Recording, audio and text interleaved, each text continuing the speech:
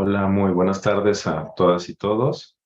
Bienvenidos, muchas gracias por continuar aquí con nosotros en el coloquio Mujeres en la Clínica Psicológica y la Escucha Psicoanalítica. Eh, Vamos a continuar ahora con la ponencia del doctor José Eduardo Tapán Merino, titulada ¿Qué es una mujer? Me voy a permitir leer antes una pequeña semblanza del doctor. El doctor José Eduardo Tapán Merino es licenciado, maestro y doctor en Ciencias Antropológicas por la UAM, maestro en Teoría Psicoanalítica por el CIEP, doctor en Investigación Psicoanalítica por la EL. Cuenta con 35 años de ser profesor en distintas universidades del país y con más de 30 años de práctica psicoanalítica privada. Ha impartido cursos y conferencias en diferentes universidades en México y el extranjero. Es autor de 6 libros y más de 300 artículos en revistas nacionales y extranjeras. También funge como presidente del Colegio Praxis de la Ciudad de México, coordinador de la Red Clínica de Sepsis, es miembro del Consejo Editorial de la revista Carta Psicoanalítica, miembro del Consejo Editorial de la revista Trauma, miembro del Consejo Editorial de la revista Errancias de la UNAM.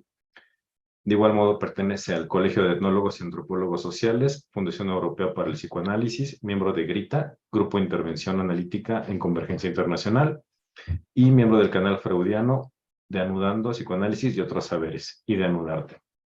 Es una pequeña breve semblanza, introducción a la trayectoria del doctor Tappan. Y bueno, le damos la bienvenida, por favor. Y adelante, doctor. Gracias. Muchísimas gracias y gracias por su amabilidad de estarme invitando. Desde luego, quiero agradecer, a Gabriela Villarreal aquí presente por sus amables gestiones para que esté aquí, y desde luego a Raquel Aguilera, que sin su intermediación tampoco estaría aquí. Entonces, bueno, pues muchísimas gracias, gracias a Súa, gracias Jorge, a todos aquellos que están haciendo posible esto. Bueno, quiero decirles que efectivamente, aquí está. A lo mejor voy a decepcionar a algunos porque no voy a poner 2 puntos. ¿Qué es una mujer? 2 puntos. Sería padre, sería así como genial que yo sí tuviera la verdad revelada de la cuestión, pero lo que sí, y aquí voy a caminar en 2 territorios. Voy a caminar primero en el territorio de la antropología y después desde ahí voy a caminar a lo que es el psicoanálisis. Lo que es importante para que nosotros podamos pensar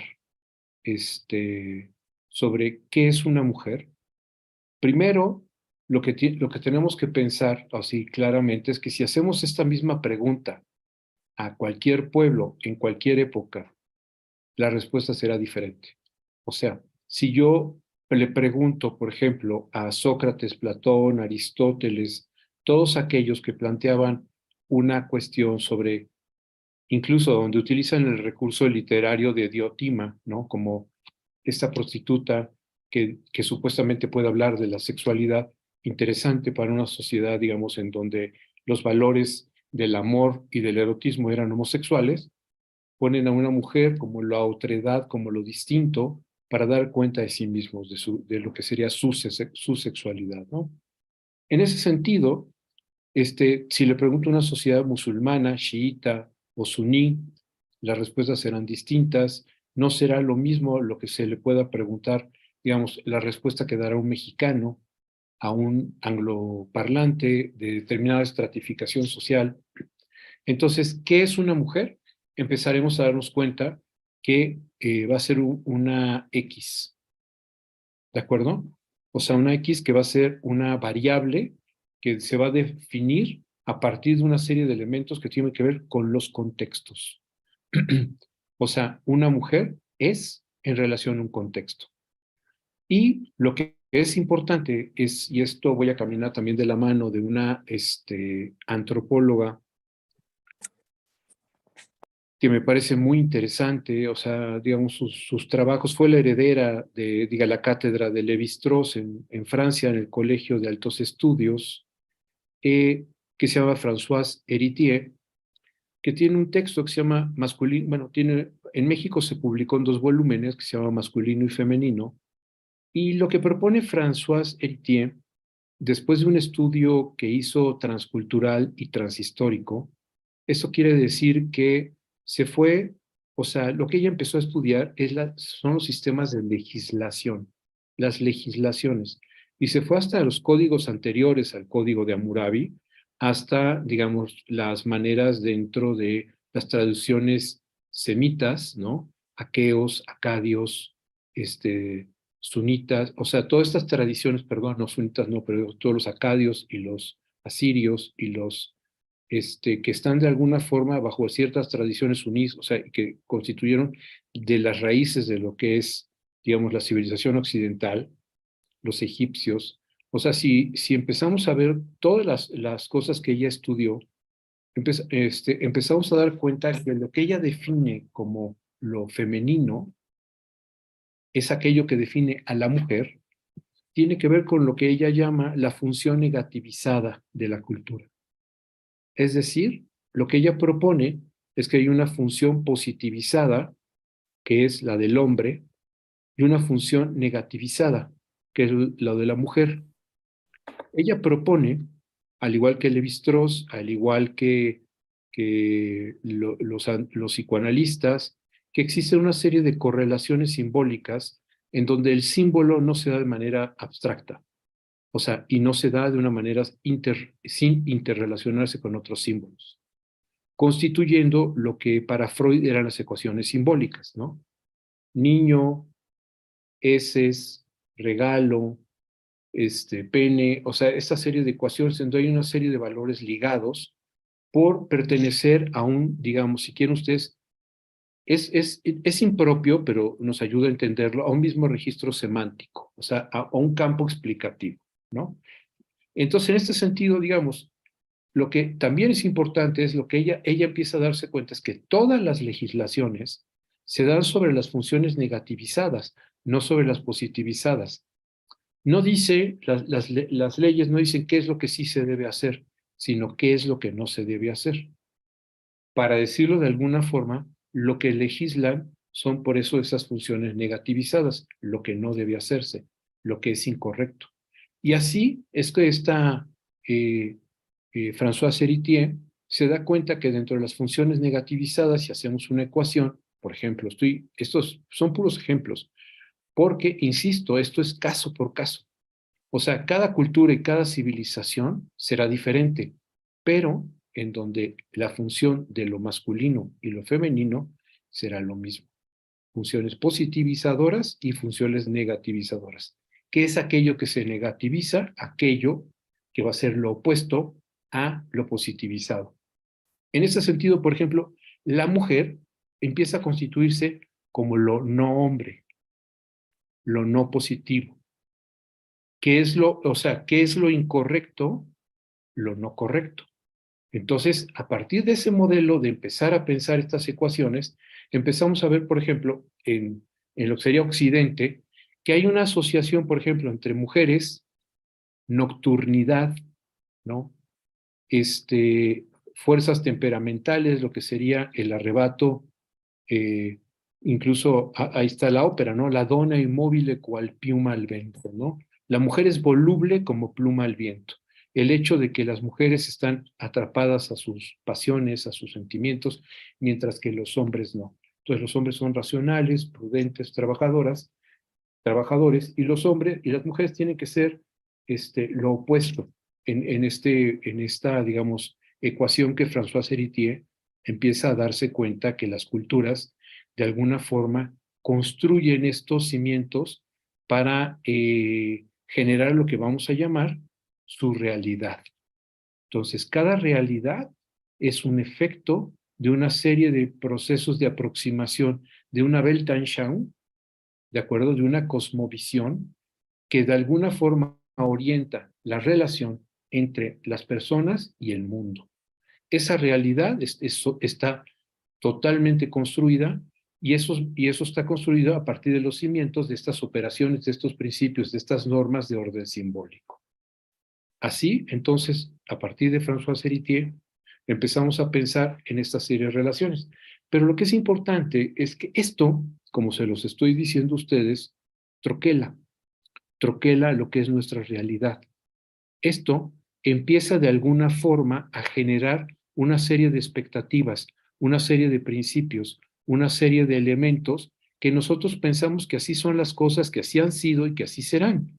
O sea, entonces, estos valores culturales que están construyéndose a partir de la función negativizada de la mujer y la función positivizada del hombre, como cimientos y digamos, coordenadas para ir construyendo lo demás, se empiezan a meter de tal manera en la Weltanschauung, en la cosmovisión, que de alguna forma el hombre, esto es lo que es importante, digamos, los seres humanos ya no pueden ver el mundo sino a partir de toda esa serie de operaciones y principios que están gobernando su relación con las cosas del mundo.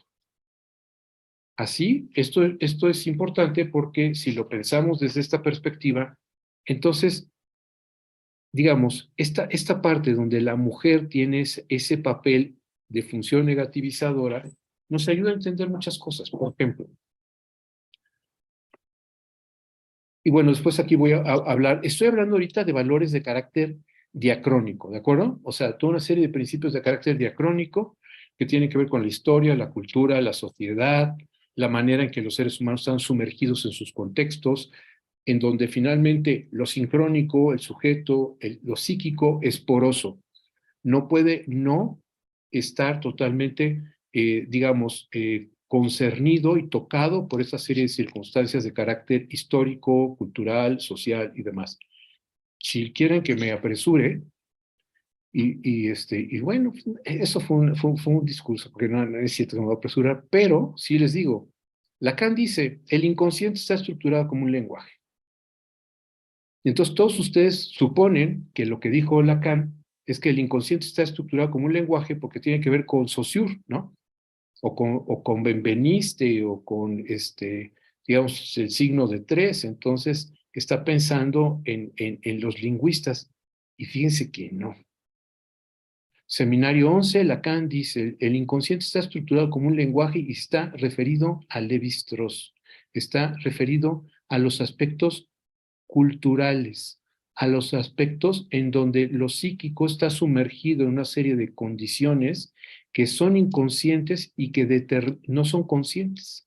Son leyes, principios, orientaciones, una serie de fenómenos que van a operar sobre la subjetividad de las personas. Entonces, no es solo Saussure cuando se está hablando del inconsciente está estructurado como un lenguaje, seminario 11, es la primera vez que lo usa. Antes ya había usado en el 53 lo del síntoma, estructurado como un lenguaje, pero aquí lo importante es que ese lenguaje no es Saussure, ¿de acuerdo? Entonces, ni Peirce, que es lo que va a trabajar después para el seminario, digamos, 20, 21, 22, se empieza a trabajar a Peirce Lacan.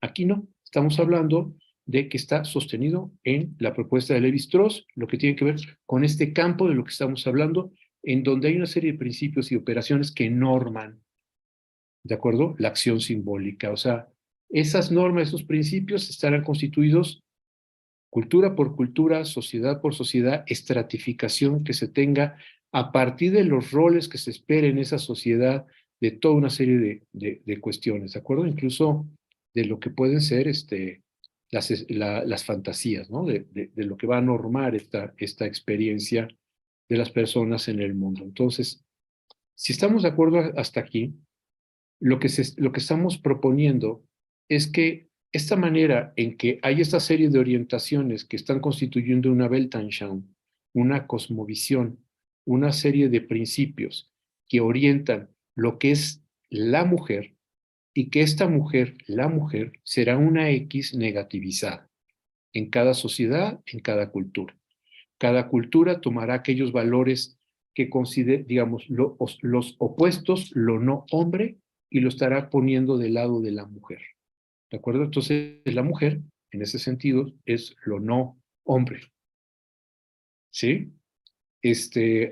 Aquí me parece importante que vamos a hacer un pequeño, digamos, también elemento.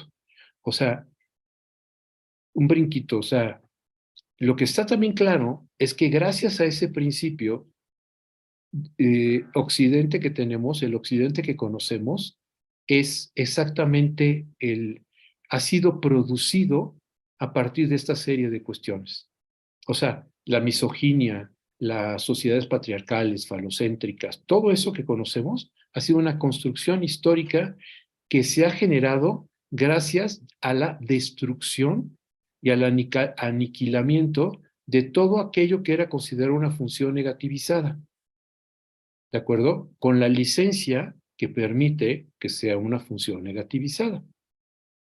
Hay documentos, por ejemplo, sí, interesante en Europa, por ejemplo, desde la entrada digamos, del cristianismo, cómo empezaron, gracias digamos, a la autoridad de la iglesia, y esto es importante que hablemos de dos cosas, pero bueno, por la autoridad de la iglesia se empieza a perseguir, y la iglesia es una institución esencialmente patriarcal y falocéntrica, se empieza a perseguir a las mujeres que son consideradas brujas, malas viudas, mujeres que de alguna forma hay que domesticar.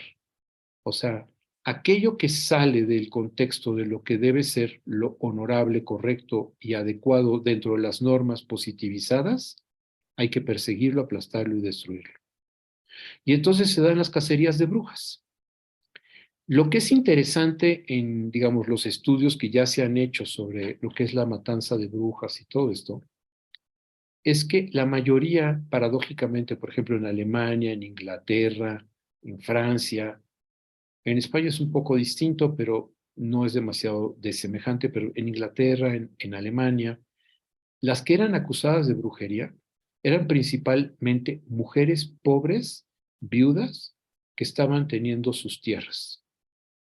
Y entonces quienes las acusaban de brujería eran los dueños de las tierras, los caciques y todo eso, para apoderarse de sus tierras. Y en aquellos casos donde la familia había estado rentando la tierra para poder cambiar de persona para rentarle la tierra. Entonces fue una medida que se siguió de alguna manera para poder sacar a las mujeres que les resultaban un obstáculo. Felizmente, dado la función negativizada, no había que presentar ningún tipo de evidencia frente a la acusación.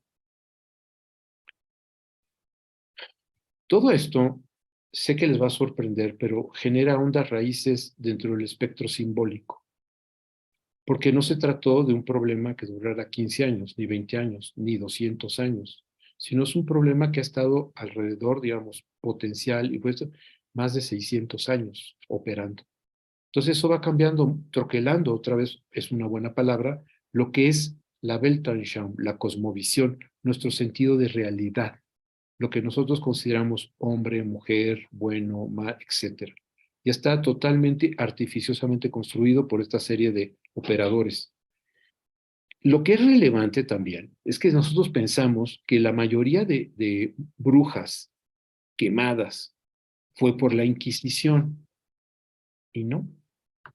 La mayoría de mujeres quemadas no fue por la Inquisición, sino por las autoridades civiles. Es lo que les estaba diciendo hace rato. O sea, lo que es importante es que las autoridades civiles se sirvieron del tabú construido por la Iglesia en este ginecocidio. Ya después yo hablaré de este concepto, que es un concepto que yo uso, no, ginecocidio, y van a ver cuando empecemos a explorar las razones sincrónicas, no estas que son diacrónicas, van a entender por qué. Pero entonces este ginecocidio que se empieza a dar para exterminar a mujeres líderes, mujeres, pero también amas de casa, también dueñas de la tierra, lo que les digo, malas viudas, que salen de la expectativa de lo que se esperaba, de lo que debía ser una mujer, eran las autoridades, como les decía, civiles, no las religiosas. Hay más asesinatos por los civiles usando esta defensa de la moral que el Tribunal de la Inquisición. Pero algo más, nosotros pensamos, siempre asociamos la matanza de brujas a una serie de episodios bárbaros de lo que es la Edad Media, digamos, todo lo que va a ser eh, eh, eh, el feudalismo. Y el momento de mayor, digamos, crecimiento de asesinatos de mujeres, de ginecocidio en el sentido amplio, fue en el Renacimiento. El Renacimiento es el momento de mayor, digamos, violencia contra las mujeres. Y entonces empezamos a ver varios factores asociados. Es el momento de la constitución de los estados-nación. Es el momento en que lo que era, digamos, los grandes feudos, las grandes villas, las, la, las rutas comerciales construidas y legisladas por lo que eran, recuerden, primero ¿cómo se llama?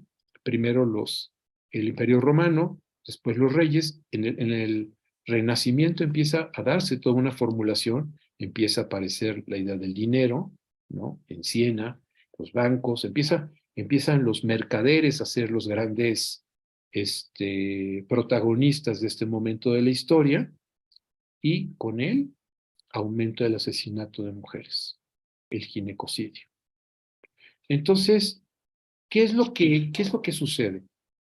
Esto es importante porque voy a hacer un paréntesis, un poco como para que entiendan lo que en el espectro simbólico ha sucedido, qué sucedió con esta cuestión. En Japón hay una tradición, bueno, una leyenda, de que hubo un samurái que estaba rescatando a una princesa y entonces se hizo aliado de una serie de samuráis, va a rescatar a la princesa, pero por una serie de circunstancias el barco es hundido y muere el samurái con la princesa. Los pescadores desde entonces japoneses comen unos cangrejos, y esos cangrejos, los que tenían como forma de cabeza de samurái, eran los que eran arrojados nuevamente al mar. ¿De acuerdo? A ver, permítanme un segundo, porque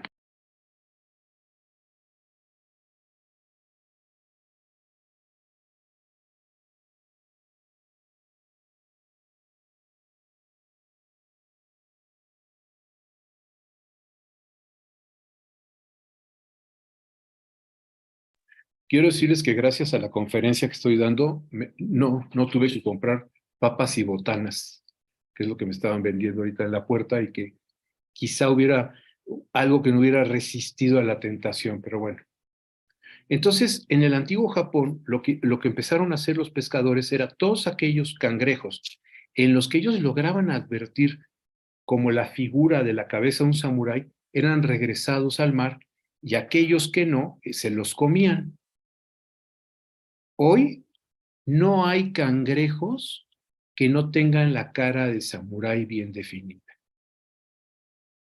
O sea, lo que les quiero decir es que hubo un proceso de selección que no fue natural y que fue generando la condición donde los cangrejos de Japón tengan esa cara. ¿De acuerdo? Eso es exactamente lo que ha pasado con esta serie de operaciones que están troquelando lo que es nuestra Weltanschauung, nuestra cosmovisión, nuestros valores y nuestros principios, que nos van orientando para constituir una realidad que suponemos que ha sido así, que es así y que seguirá siendo. O sea, la mujer es de una manera, o sea, así se piensa, ¿de acuerdo? Como si fuera un valor ontologizable. Aquí voy a hacer entonces un punto. Dentro de lo que es la propuesta sincrónica, es decir, ya no examinando la historia, ya no examinando, si quieren ustedes, el fenomenológicamente el asunto, ya no estudiando lo que puede ser el asunto incluso empírico, penes, vaginas, hombres, mujeres, en el sentido, digamos, de lo que empíricamente diferenciamos. Empezamos a ver que hay una serie de principios digamos, que sin duda, con esto que estamos hablando, de esta forma en que fue troquelado la Weltanschauung, no puede no haber influido, orientado a Sigmund Freud, a Jacques Lacan, al movimiento feminista, a los revolucionarios del signo que quieran, al movimiento feminista. O sea, todo de alguna forma no puede estar aislado de este troquel, de esta serie de principios, de esta serie de operaciones. Así, lo que empieza, uno de los, digamos, de los principios esenciales de lo que empieza a proponer Freud, por ejemplo, es que lo que socialmente consideramos hombre o mujer no es algo que sea un asunto, efecto de un proceso biológico. No se nace siendo hombre o se nace siendo mujer, sino que se es hombre o se es mujer a partir de un proceso que tiene que ver con una serie de operaciones de carácter simbólico. Esas operaciones de carácter simbólico, en sus operaciones más primarias, más primitivas, tienen que ver con un sistema de operaciones lógicas binarias y dialécticas. Freud habla en Más allá del principio del placer, de cómo está un niño jugando con un carrete y lo avienta y dice oh, y lo atrae y dice oh, Freud supone que ese juego tiene que ver con la palabra for, da, ausente, presente, aquí, allá, y que eso está representando la presencia y la ausencia de la madre. A partir de Lacan podemos pensar que quién sabe si sea eso lo que está representando, pero lo que sí está operando es una diferencia entre O y A. Y ese O y A está también siendo operado o promovido a partir de un performance, que es el carrete. Entonces, lo que estamos, desde el punto de vista de los instrumentos, de las operaciones simbólicas, es que vemos que para que haya O, es necesario que haya A. Para que el carrete esté lejos, es necesario que esté cerca. O sea, hay un valor de pares de opuestos binarios, presencia-ausencia, y a partir de eso, es que es muy importante que entendamos que sí y no. O sea, sí, no. Sí que es diferente de no. Pero si es verdad que estamos hablando de sistemas de pares de opuestos binarios, lo que estamos diciendo es que el sí no existe sin el no. La condición de posibilidad del sí es el no. Si yo tengo la posibilidad de borrar el no digamos, de una subjetividad, de una cultura, con él desaparece el sí. De esta manera, entonces, lo masculino requiere de lo femenino, lo hombre de lo que represente la mujer y la mujer de lo que represente el hombre. Entonces no son principios aislables o aislados. O sea, ni son principios aislados ni aislantes, ni dos no pueden ser comprendidos sin su contexto. Son condiciones necesarias, obligadas, para comprender de qué estamos hablando, lo hombre y la mujer. En donde lo hombre es lo no mujer y la mujer es lo no hombre. Y a partir de ese juego dialéctico se empieza a construir ya un sistema de identidad en otros sistemas de lógica que se apuntalan en esta lógica binaria y dialéctica de lo que puede ser lo hombre y la mujer. Incluso si pensamos ya en un plano, ese es el plano de las primeras operaciones, para que me entiendan. Pero en otro plano ya aparece donde esta lógica binaria se empieza a convertir en una lógica borrosa para consistente.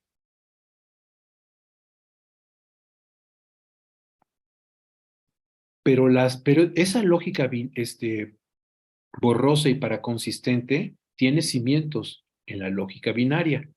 Entonces, para decirlo de alguna forma, estamos hablando de una estratificación de lógicas que operan en la subjetividad, en donde hay una serie de lógicas de carácter sincrónico, y estas mismas no son refractarias y son totalmente porosas a, digamos, a la serie de cánones, principios, reglamentaciones culturales, sociales, de época y todo eso. O sea, no son indiferentes a este tipo de cosas. O sea, la neurosis se ciña a un periodo de la historia. No hay la neurosis en abstracto, ¿no? O sea, eso no existe. Entendido así, entonces empezamos a ver que los valores sincrónicos, por ejemplo, en este juego dialéctico, en donde lo uno es necesario para reconocer lo otro, no se puede, como lo he estado planteando en algunos otros lugares, no se puede decir es que yo nací mujer, o yo nací hombre, o yo nací en un cuerpo correcto, o yo nací en un cuerpo equivocado. O sea, el cuerpo, o sea, el sujeto, desde el punto de vista sincrónico, no es con cuerpo. No hay un vínculo entre lo que va a ser, digamos, esta constitución de este psiquismo con el cuerpo. Esa es una articulación que se va a ir dando, que se va a ir construyendo. Entonces, por eso, como les decía, nadie nace en el cuerpo equivocado y nadie nace en el cuerpo correcto, porque son cosas a ser habitadas, construidas a partir de toda una serie de operaciones de carácter simbólico. ¿De acuerdo? Incluso, a veces ese cuerpo es un cuerpo que además tiene que ser, digamos, como domesticado también. Y entonces hay que hacer, en algunos casos, como sabemos, romperle los huesos del pie a las niñas para vendárselos y hacerles pies pequeñitos porque digamos, un signo de belleza en Japón, ¿no? Entonces se hacía este tipo de cosas ¿cómo se llama? Con los mayas se ponían una serie de cosas en el cráneo para agrandar el cráneo, incluso se ponían cosas aquí para tratar de generar estrabismo, porque el estrabismo era considerado bello. Está también la idea de agrandar el labio, perforaciones, etcétera. O sea, ese cuerpo, no porque hay un cuerpo, está suficientemente, tiene las condiciones adecuadas para albergar un psiquismo. Ese cuerpo tiene que ser decorado y apropiado dentro del espectro simbólico de cada pueblo, de cada cultura. ¿De acuerdo? En ese sentido, entonces, empezamos a ver que, como les decía, digamos, lo mujer o lo hombre va a ser un efecto de una serie de operaciones y de principios de carácter simbólico y por lo mismo no se nace siendo hombre o no se nace siendo mujer. No hay un asunto de corrección o de incorrección en la sexualidad de hombres y mujeres, de lo que va a ser lo femenino y lo masculino, los valores de lo masculino y lo femenino, que no tienen que ver con ser hombre o ser mujer, son principios diferentes, o sea, que están albergados en cualquier lugar, pueden estar o no. O sea, recuerden ustedes que si pensamos lo femenino y la mujer como asociados, no entenderíamos por qué los españoles, cuando estaban en la conquista del Brasil, le llamaron el río de las Amazonas, porque las Amazonas eran estas mujeres guerreras que estuvieron enfrentando a los soldados españoles, ¿no? Entonces es el río de las Amazonas porque pensaron que esas eran las Amazonas de la mitología. Entonces no eran mujeres dóciles y lindas y no sé qué. Los hombres de esas tribus eran los que de alguna forma estaban cierto grado de cuidado. Nada más aquí, nada más sí hay que hacer una nota. También tenemos estudios que nos muestran que no ha existido en la humanidad una sociedad, digamos, gobernada por mujeres. Sí tenemos ideas, o sea, no ha habido un matriarcado. Ha habido formas de poder que tienen que ver con relaciones matri-uxolineales, es decir, que la herencia camina de la madre a la hija, ¿sí? Que son matriuxolocales, en el sentido que es la hija la que provee el lugar donde va a ser la unidad de residencia, pero lo que sucede en las culturas, en todas las culturas estudiadas, es que quienes gobiernan en esas casas pueden ser los maridos, los padres o los hermanos de estas mujeres. ¿De acuerdo? No son ellas. Por esa razón es que Levi-Strauss, en Estructuras Elementales del Parentesco, propone esta idea de la hegemonía en donde las relaciones se dan a partir de lo que Levi-Strauss llama la libre circulación de mujeres, que es la posibilidad de que cualquier cultura y cualquier pueblo tenga descendencia. Si no hay mujeres, no hay descendencia.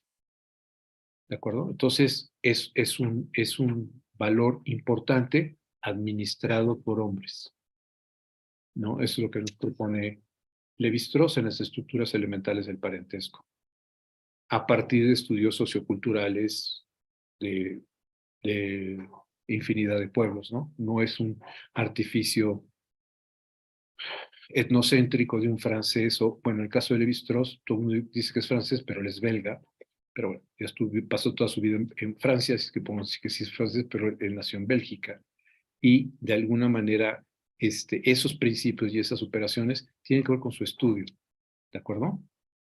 Entonces, siguiendo esta cuestión de los modelos sincrónicos, no diacrónicos, empezamos a ver también que en este juego dialéctico decía, en estos cimientos se da otro plano, que es un plano de lógica borrosa o de lógica para consistente, en donde desaparece el versus, desaparece el juego dialéctico, desaparece el juego de opuestos, ¿de acuerdo? Eso, nada más como regalito para la enciclopedia de datos inútiles, eso ya lo había previsto el Tao, ¿no? 350 años antes de Cristo, ¿no? Si eso es así, o hasta 600. Entre 600 y 350 años de Cristo, el Tao ya lo decía. Unos son, dice el Tao, bien y mal. Unos son yin y yang. Unos son masculino y femenino. Entonces, ¿de qué estamos hablando ya cuando estamos en este otro nivel de operación? De polos de una misma operación. ¿Qué tan hombre? ¿Qué tan mujer? Porque se empieza a jugar el asunto de la espectralidad. Ya no es hombre o mujer, sino ya en el asunto de la espectralidad ya se ve que se puede ser próximamente más hombre, próximamente más mujer, más cercano a hombre, más cercano a mujer.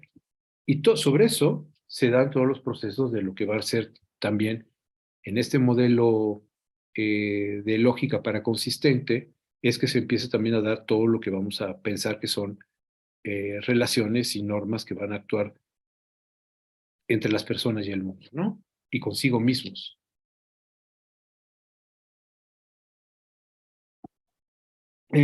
Siguiendo en ese orden de cuestiones,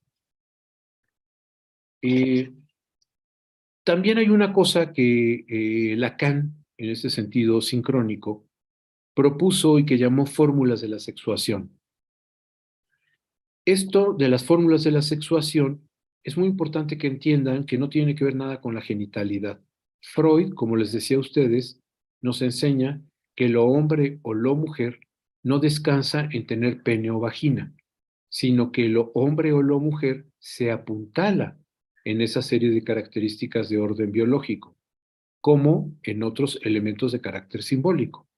O sea, lo niño se apuntala en el pene, se apuntala en el azul, se apuntala en la corbata, se apuntala en el sombrero, se apuntala en el caballo, se puede apuntalar en la pistola, en la navaja.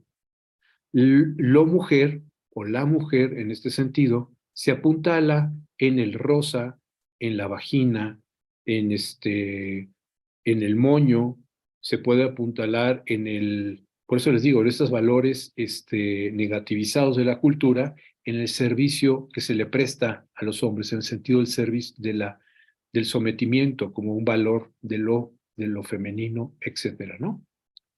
Entonces, en ese sentido es que Lacan lo que propone es que la lógica, desde el punto de vista lógico, hay una serie de operaciones que están sexuadas. O sea, la lógica no es asexuada. Y esa sexuación no tiene que ver con una forma de representar lo que va a ser digamos, el pene y la vagina, sino con una forma de colocarse en la manera de subjetivar el mundo, la manera en que una persona con pene o vagina subjetiva el mundo, opera en el mundo, se relaciona en el mundo, construye lazos sociales. Lacan propone que hay dos caminos. Uno, que le llama el lado hombre, que es el lado que él propone de lo que va a ser el lugar del falo. Recuerden que el lugar del falo no es pene, ni es significante falo, ni tiene que ver con el sentido, digamos, lo que la antropología o la sociología reconoce como el falo. Lo reconoce Lacan aquí principalmente como la unidad de sentido, todo aquello que puede tener un plano de sentido, ¿no? Y de valor y sentido.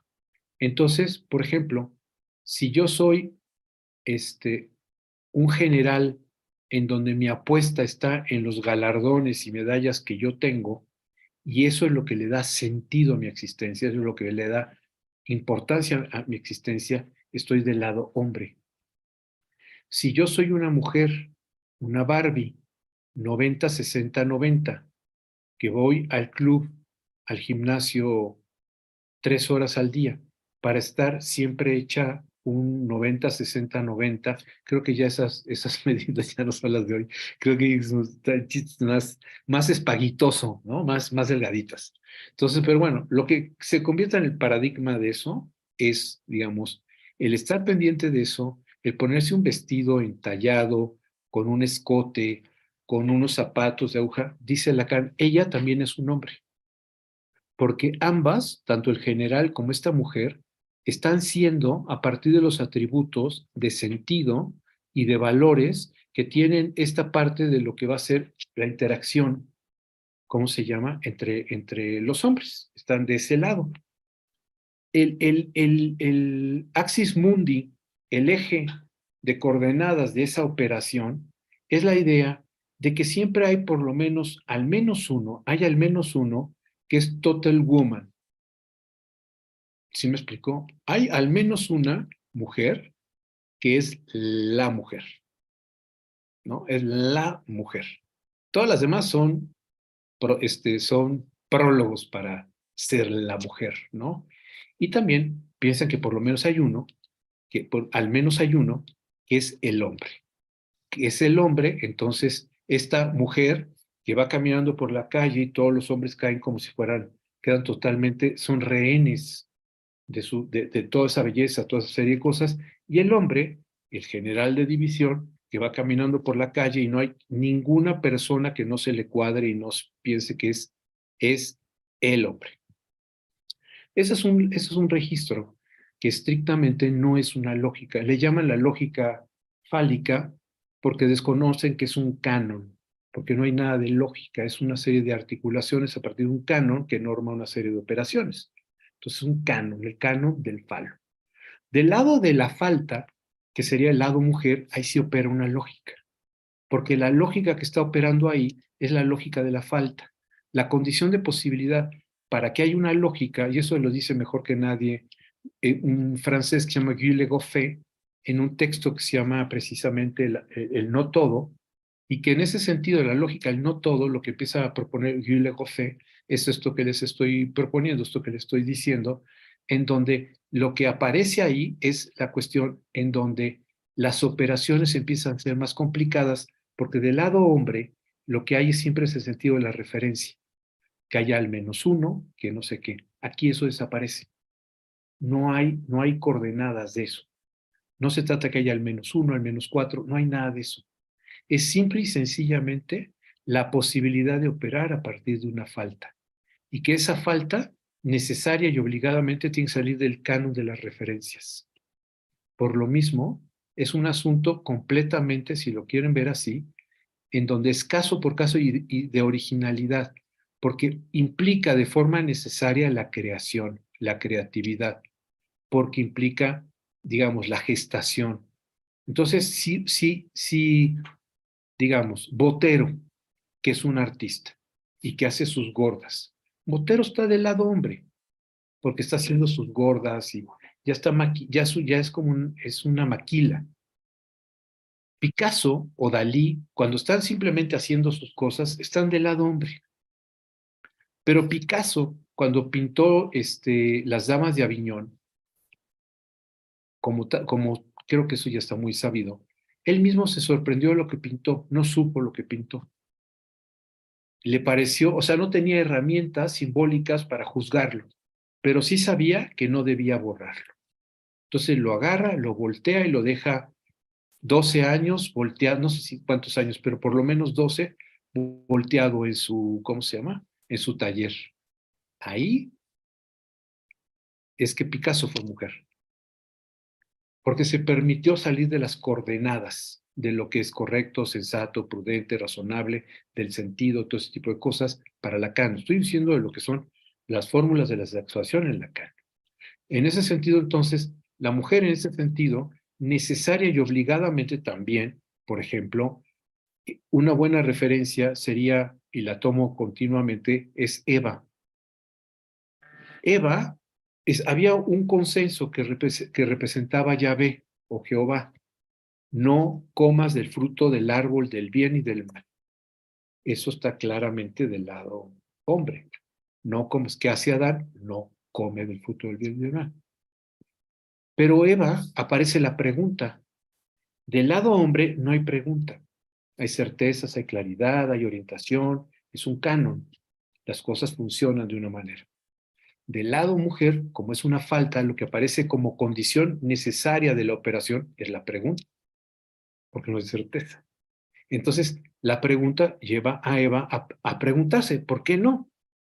Y entonces en la pregunta es que descubre el discernimiento, ¿no? Y es lo que le dice la serpiente, si comes el fruto del árbol del bien y del mal, del discernimiento, se te van a abrir los ojos como Dios. Y no es que vayas a morir, sino que vas a ser un Dios como Él. Eso es lo que es importante que lo vean ustedes. O sea, entonces, esa es la parte de lo que tiene que ver digamos, con el modelo sincrónico de lo que es la posición de la mujer y que desde el punto de vista de psicoanálisis, en lo que propone Lacan como la dirección de la cura, es parte de lo que tenemos que hacer que cualquier persona que esté trabajando analíticamente pueda ser concernido por este lugar, ¿no? Por esta serie de preguntas y de operaciones y salga de este lugar de las certezas, de la claridad, de ofrendarse al canon, ¿de acuerdo? Híjoles, ya son las 4:51. ¿Va a haber preguntas o no, o sí, o qué? ¿Sí? Entonces, bueno, si quieren, tristemente tengo que dejar aquí. Como pueden ver, el tema da para 9 horas. Y bueno, esto fue fue la introducción al prólogo de lo que podría ser un debate sobre qué es una mujer. Entonces, escucho comentarios, preguntas.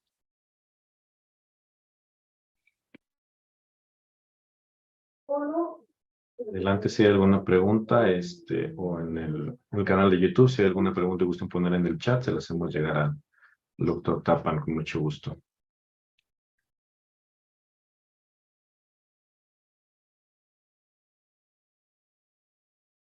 Sí, Lucy Aram Laguna, adelante, por favor. Gracias. Hola, buenas tardes. José, creo que te faltó puntualizar por ahí el tema de la diferencia, bueno, lo que dijiste que había que aclarar respecto del ginecocidio. ¿Por qué le estabas denominando ginecocidio? Creo que es importante para poder puntualizar algo respecto de lo que venías hablando. Muchas gracias, Luz, porque efectivamente es muy importante. Porque además de tapa no conozco a nadie que use ese concepto. El ginecocidio, o sea, nosotros tenemos los feminicidios, y esos son como los homicidios en donde está, digamos, el agravante de la violencia, de toda esa parte de destrucción. Pero el ginecocidio, o sea, si es verdad lo que estamos planteando alrededor de esta lógica, pues no es lógica, pero digamos, a partir de principios de operación, donde lo sensato, lo prudente, lo razonable, lo correcto, lo bueno, la luz, el trabajo es lo hombre, a lo hombre le estorba, le molesta todo aquello que lo amenaza. Y lo amenaza todo aquello que tenga que ver con la pasión, el sentimiento, la pregunta, la duda, que representa a la mujer. ¿De acuerdo? Entonces, por eso hay un ginecocidio, porque el hombre necesita, en su condición de sobrevivencia, destruir aquello que lo amenaza. ¿De acuerdo? Toda esta serie de cuestiones amenazan, si quieren, para decirlo de otra manera, lo hombre está agarrado con alfilercitas. Y entonces la mujer representa la amenaza y el advertir estas alfileres. Y por eso esa violencia histórica, Marcuse también habla de una cuestión que no se nos debe olvidar, ¿se acuerdan de la doble explotación de la mujer? Herbert Marcuse de la Escuela de Frankfurt, cuando habla que, o sea, un hombre que va a trabajar es explotado, la mujer va a trabajar es explotada, pero cuando llega a casa esa mujer, quien hace de comer, quien limpia el cuarto, quien lava las cosas, es esa mujer. Y esa mujer está haciendo un trabajo que no es remunerado. Y entonces ese trabajo que está haciendo la mujer es además una cosa, ese trabajo no remunerado que hace una mujer es la condición necesaria para la reproducción del sistema social, porque gracias a ese trabajo no remunerado por la mujer es que se permite de alguna forma la reproducción del sistema capitalista en este caso. ¿De acuerdo? Es lo que dice Herbert Marcuse sobre el concepto del me gusta ese concepto doble explotación de la mujer. O sea, primero en el trabajo y después en casa por el marido y los hijos, ¿no? ¿Qué tiene que ver con esto gracias, Luz, de este sentido del ginecocidio, cómo eso de alguna forma estorba, amenaza al hombre, ¿no? Gracias, doctor. Ileana Ovalle también tiene la mano levantada, si gusta, adelante. Hola, buenas tardes. Pues yo aquí, así como un comentario, hablabas de Françoise Héritier, ¿no? Y un poco en uno de sus textos ella habla de esta jerarquía, ¿no? De la representación de la diferencia en cuanto, o sea, en tanto a lo largo de la historia, la parte de lo femenino puede verse como algo menos, ¿no? Peyorativo. Ella hablaba inclusive, por ejemplo, desde Aristóteles, cómo era por la pérdida de sangre, ¿no? Que la mujer es fría por el rollo de la sangre, el hombre solo la pierde si tiene un accidente o si desea hacerlo, si la dona, pero la mujer la pierde constantemente y eso la hace fría. Y pensaba con esto que cierras, ¿no? Esta mirada de Lacan de no hombre y mujer, sino posición hombre y posición mujer, en la cual podríamos jugarnos ambos géneros o independientemente del género en una posición o en otra, ¿no? Entonces eso me parece que habilita mucho más. Qué pena que no esté tan difundido este concepto lacaniano, ¿no? Esta mirada en la cual podemos ver la diferencia, pero desde otro lugar y sabiendo que puedes colocarte en ambas posiciones, ¿no? Sí, de acuerdo. Y además eso que tú dices, o sea, toda la sociedad griega era profundamente machista, o sea, por eso les decía, o sea, hay quienes proponen que Diotima nunca existió, que es un recurso de Platón para dar cuenta literariamente de lo que opinaría una mujer, porque para esa sociedad, para ese grupo y para esas cuestiones, el amor es homosexual, ¿no? Y la Sí. iniciación a la sexualidad es homosexual. Entonces, luego entonces a las mujeres, híjoles. O sea, recuerden que ni siquiera eran ciudadanas, eran posesiones, ¿no? De las oligarquías. Tenían el mismo peso que un esclavo, bueno, tenían cariñito, pero desde el punto de vista de eran posesiones. Y ahora pienso cómo es interesante con los pasos que se ha dado en la sociedad actual, cuando yo escucho a las chicas en la universidad o en las preparatorias, y a los chicos, evidentemente, porque pues obviamente esto no concierne solo a las mujeres, cómo ahora se empieza a ver que ser hombre, ahora pienso que se está como, el péndulo se está yendo al otro lado, ¿no? Como si ahora lo masculino fuese malo. O sea, veo a chicos con muchas expresiones que, pues no sé, culturalmente y por siglos han sido femeninas, como pintarse las uñas, el cabello, los labios, ponerse una falda. Digo, inclusive hay ahora cantantes, ¿no? Muy famosos como Harry Styles, que se viste a veces de hombre, a veces de mujer, a veces con falda, a veces con pantalón, a veces con ciertos elementos, no sé. Y el discurso como si esto masculino fuese malo. Y creo que sigue ahí en no entender que no es un pleito entre hombre y mujer, ¿no? Que no estaría como esta dualidad que es versus, sino esto que decías un poco con lo que se ve en el yin y el yang, que está integrado y que no puede ser uno sin el referente del otro. Exacto. O sea, por eso es importante y que además no es algo que con lo que se nazca, o sea, no es una condición, o sea, no se es. Y aparte algo importante también, desde Lacan no se puede ser hombre o ser mujer, se está colocado en un lugar y en otro, y cuando se está en un lado, pues se es hombre, cuando está en el otro, se es mujer, pero efectivamente, como lo que tú dices, Iliana, eso es lábil, porque después estás en el otro lado y eso, claro. Gracias. Muchas gracias. Gracias, doctor. Hay una pregunta en el chat también. Preguntan, bueno, hola, doctor. ¿Qué opinas sobre los comentarios sobre que el psicoanálisis es falocéntrico y patriarcal? El tema es que, o sea, es que es un poco como estas discusiones. O sea, existe el psicoanálisis, ¿no? Yo no creo que exista el psicoanálisis. O sea, por ejemplo, Carl Gustav Jung es una corriente psicoanalítica que hace psicoanálisis y a los que se meten en esa corriente, ellos se autodenominan psicoanalistas. Alfred Adler es otra corriente psicoanalítica. Lo que hace es totalmente distinto, ajeno, nada que ver con lo que hace Jung. Todos los que estudian la propuesta adleriana se dicen psicoanalistas. Todos los que estudian en la Asociación Psicoanalítica Mexicana pueden estar estudiando a Kember, a Kohut, y, o si quieren ustedes, escuelas inglesas, y lo que hace Kember es una cosa, lo que hace Winnicott es otra cosa, lo que hace Klein es otra cosa, lo que hace Anna Freud es otra cosa. Si nos vamos a toda la parte de lo que son los círculos, por ejemplo, los círculos psicoanalíticos, y nos empezamos a preguntar de estas tradiciones del freudo-marxismo y todo ese tipo de cosas, son otras cosas. Si nos metemos con Lacan, decimos, ok, psicoanálisis lacaniano, y decimos, ese tampoco existe. Existe, ya tiene apellidos el psicoanálisis lacaniano. No es lo mismo lo que propone Miller que lo que proponen los de la escuela lacaniana, ni lo que proponen los de la Fundación Europea de Psicoanálisis, ni los que proponen, por ejemplo, la gente en Argentina que sigue a Harari, que también es lacaniano. Entonces, híjoles, ya estamos llenos de cosas. Entonces, si la respuesta es, hay algunas de estas orientaciones psicoanalíticas que son falocéntricas, heteronormativas, machistas y demás, sí. Sí, las hay. El psicoanálisis es heteronormativo. No, no todo el psicoanálisis. Algunas de esas corrientes, sí. Gracias, doctor. Pues no hay más preguntas en el canal de YouTube, no hay más preguntas en el chat. No sé si alguien más quiere participar. Ah, sí, perdón. Luciram Laguna, nuevamente, adelante. Gracias.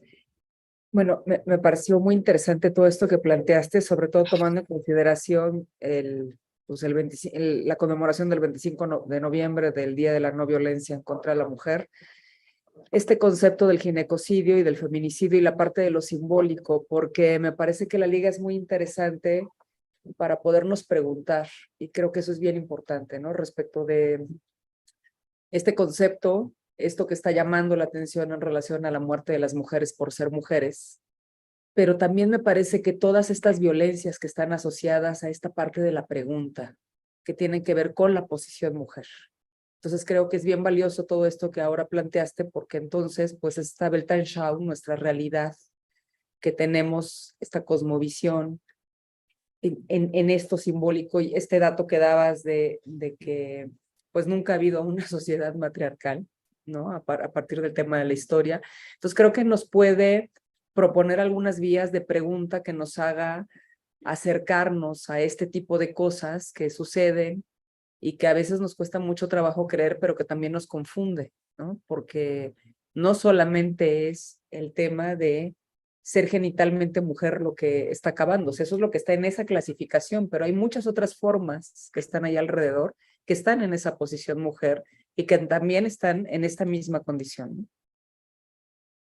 Sí, y agradezco tu comentario, porque efectivamente lo que es importante es estas discusiones que tienen que tener un eco con una serie de fenómenos que ocurren y que lo que se discute nos dé herramientas como para poder entender lo que está sucediendo, ¿no?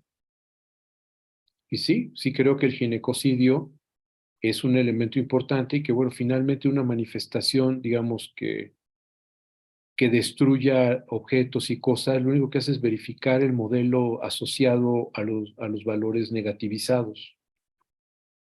Entonces, de ahí la importancia de la terciarización, ¿no? Pero bueno, esas son cosas. Raquel, bueno, primero, muchas gracias, agradecerte la invitación para estar aquí y bueno, sí, te escucho. Muchas gracias a ti, José, por compartir tu trabajo, ¿no? Como siempre, tus exposiciones son claras y amenas, y con esto que nos presentas, bueno, pues nos dejas pensando cómo justamente hay una noción de mujer construida culturalmente como esta alteridad, esta incertidumbre, esto que de alguna manera termina rechazándose, y a mí me hace mucho sentido, por ejemplo, con Marcuse, ¿no? Que lo conocemos más que a Flora Tristán, que también propuso lo mismo, y unos 100 años antes esto de que al final el trabajo doméstico no era remunerado y sostenía todo el sistema capitalista. Y aprovechando que te tenemos aquí como estudioso de la obra de Lacan, quería preguntarte si tú ubicas alguna interlocución de Lacan con teóricas del feminismo. Por ahí se habla de Wittig o de alguna otra. ¿Tú sabes algo de esto? En realidad no. Siento con franqueza que incluso si existiera, sería desafortunado. O sea, creo que si alguien no era un gran dialogador, era Lacan. Lacan era cruel incluso con sus alumnos, con sus discípulos, ¿no? O sea, no era una persona que fuera generoso con la interlocución. Entonces, sí, no, Ok, gracias. no de qué.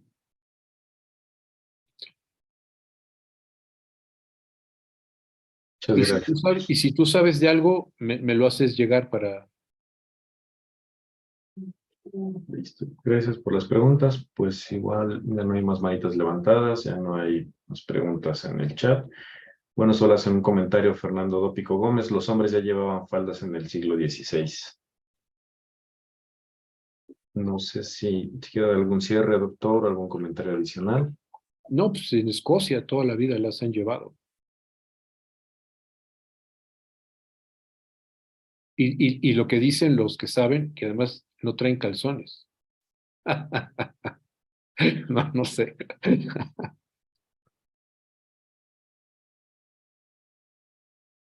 Perdón, ya una pregunta en mi canal de YouTube, doctor. Dice, Freud hace alusión a una etapa matriarcal olvidada. ¿Qué significancia tendría desenterrar este pasado ancestral? Hay un jurisconsulto alemán que se llama Bachofen, que escribió un libro que se llama El Matriarcado, siglo XIX, y las bases que lo llevan a Bachofen a suponer un matriarcado es el estudio de la Orestiada, el estudio, digamos, de los textos clásicos, digamos, las tragedias griegas, todo esto, en donde incluso propone, por ejemplo, que las erinias serían como ya los reductos de aquellas diosas femeninas que representaban ese poder de las mujeres y que precisamente con el triunfo de Orestes, o sea, en la Orestiada, pero también el hijo de Agamenón que mata a su madre, ¿cómo se llama? Bueno, el chiste es que hay un tribunal en donde finalmente todas las diosas y todos los dioses están escandalizados de cómo es que un hijo mata a su madre y mata al amante de su madre. Y Sí es entonces, Orestes. ¿perdón? Perdón, sí es Orestes. Orestes. Orestes. Entonces, este asunto de esta cuestión de Orestes, que es importante, ¿por qué? Porque entonces lo que Bachofen propone es que como el que defiende a Orestes es precisamente Apolo, y entonces Apolo empieza a construir toda una serie de argumentos, y entonces lo que propone precisamente Bachofen es que ese es el primer juicio de una sociedad patriarcal, falocéntrica, el triunfo de eso por la muerte del padre.